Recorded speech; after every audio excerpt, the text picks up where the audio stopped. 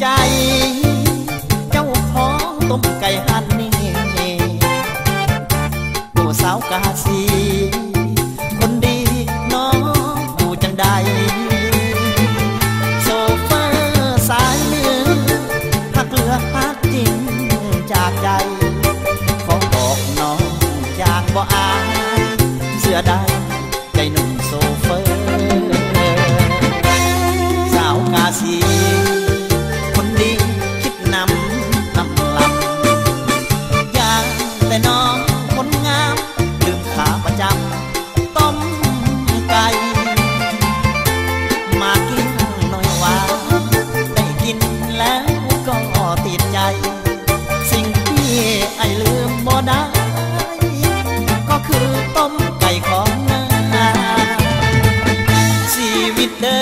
นทางแต่ใจยังยึดมันหักแท้ก็เคยพันแปร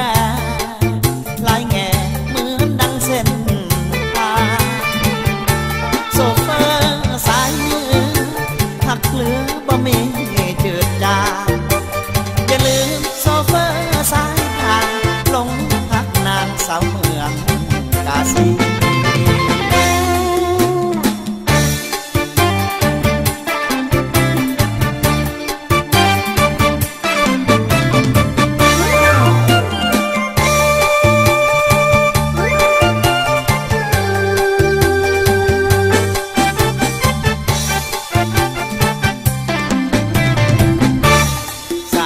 สีคนดีคิดนำลำอยากแต่น้องคนงามลืมขาประจำต้มไก่มากินหน่อยว่าได้กินแล้วก็ติดใจสิ่งที่ไอ้ลืมบ่ได้ก็คือต้มไก่ของนาชีวิตเดินแต่ใจยังยึดมันหัก